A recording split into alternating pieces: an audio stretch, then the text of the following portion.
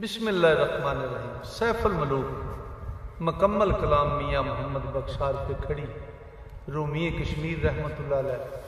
सफ़ा बसफ़ा करके दोस्तों की नज़र कर रहे हैं। तो अज का सफ़ा नंबर 146। ये हूँ सैफ मलूक की सूरत दियाँ तरीफा करते हैं मियाँ साहब। तो सैफ मलूक तो मलका खातून आपस में रूबरू ने एक किले के उत्थे ये मुलाकात ने तो एक दूसरे के बारे पुछ रहे हैं। तो मियाँ साहब लिखते सैफुल मलूक की शक्ल दे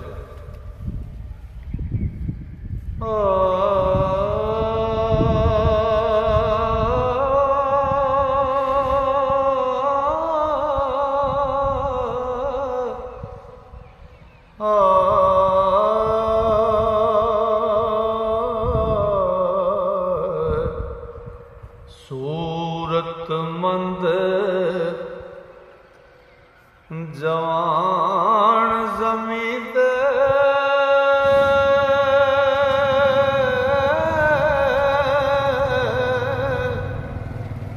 तुद जया किस डिठा ओ जादूगर दो नैन सिपाही ते बोल मुए दा मिठा ते जिस जिस पासे ओ टुरदा जाए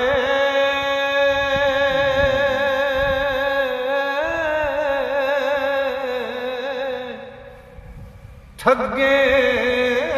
रत दिलां दी जित वल वेखे सांग अखी दी ओ चीर कले जा जांदी ओ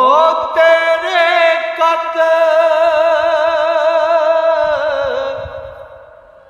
बराबर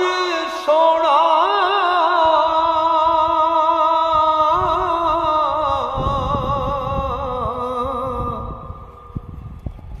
बागी सरू ना कई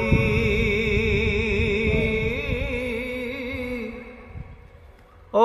जिस दे पेटों पैदा होयो ते तन तेरी ओ माई आदम है याहूर बहिश्ती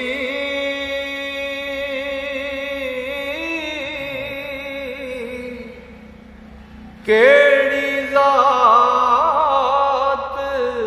तू साडी ओ मैनू भी कुछ होवे तसल्ली ते पुछां जात तू साडी ए सैफ मलूक शहजाद के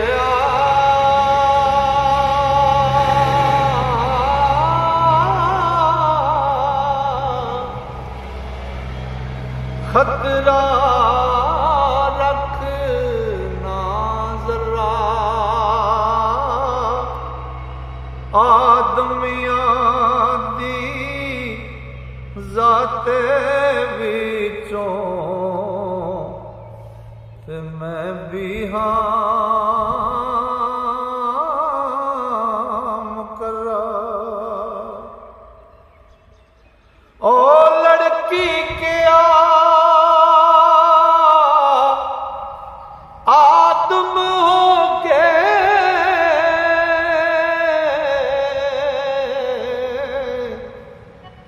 क्यों कर पो तो एथे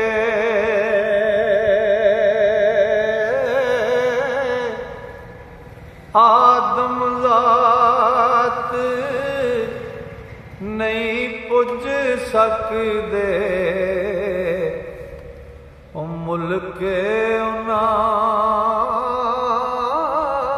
दा किथे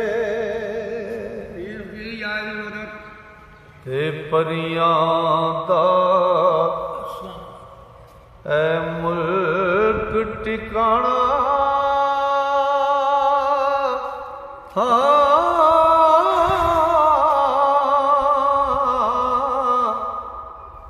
ते दूतियां दे थाने आदम सोई पुजे जिसनू ते दो कोई चाया ते आदमियां विच हम तत्ती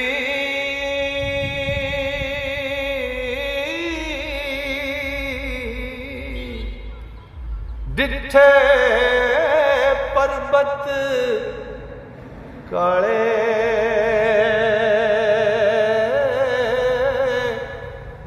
ए वलायत होर किसे ना रब पाक दसाले ओ सैफ मलूक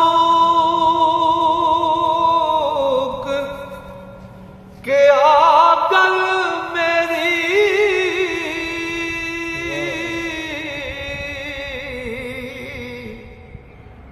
लम्मी बहुत कहानी ओ 10 बरस में फिर दे होए ते मुश्किल सख्त व्याणी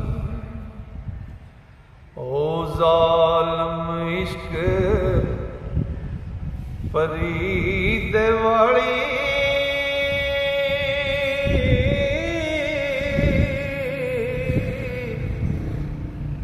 पीड़ कले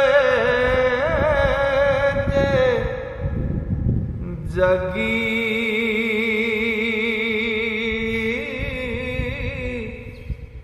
ओ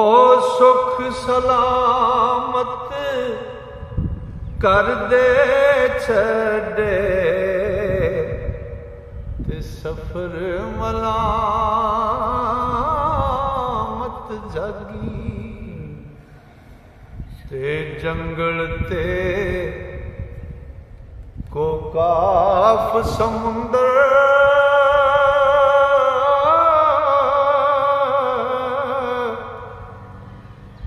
कितने टापू बेले ते भुखा तसा तुपा पाले ते झले इस वेले ओ अजब अजाब जा टिकाने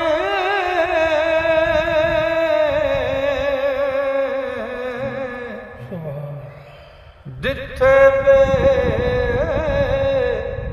तहाशे आदमियां जो सुने ना कन्नी ते वेखे शई तमाशे ते बहरां बर्रां और शहरां अंदर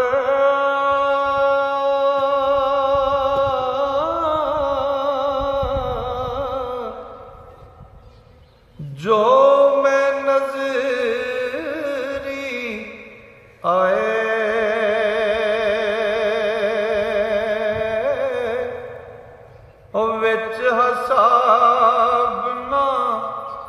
आवन तोड़े ओ गिनदे उमर व्याए ते पलियों पलियां ओ चीज़ां तकियां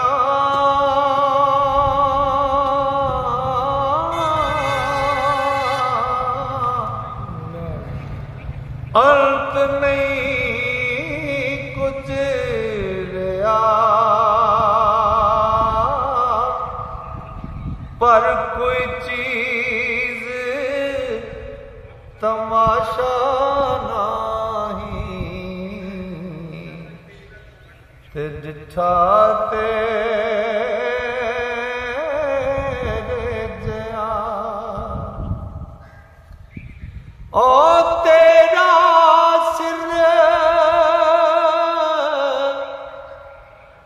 अजायब दिठा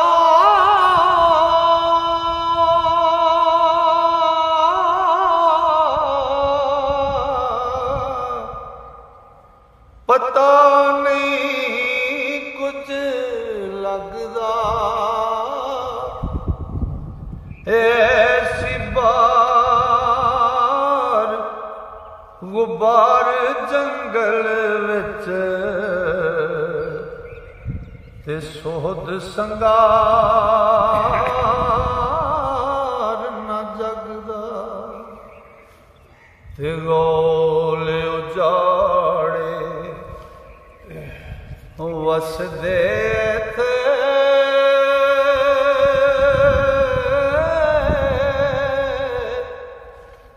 या कोई राशिक जालिम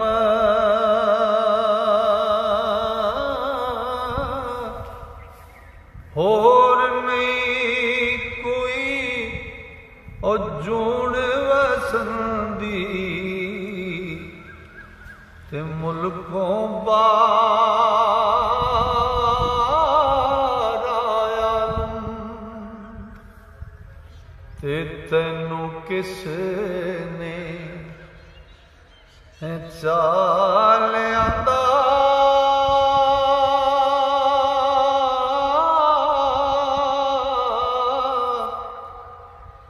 दूजा कोल ना कोई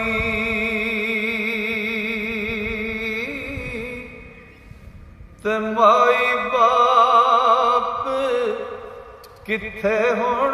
तेरे ते किथे जमी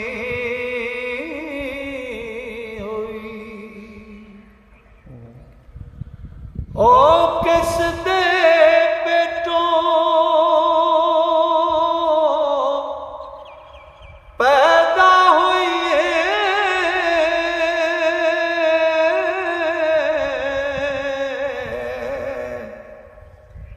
किस ने जमी पली ओ सूरत सीरत दी तू ऐसी ओ सिफ्त खुदा बंद वाली ते सदा गुलाब तेरा मुख ताला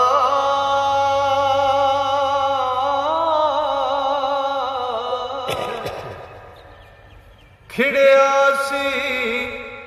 किस बागों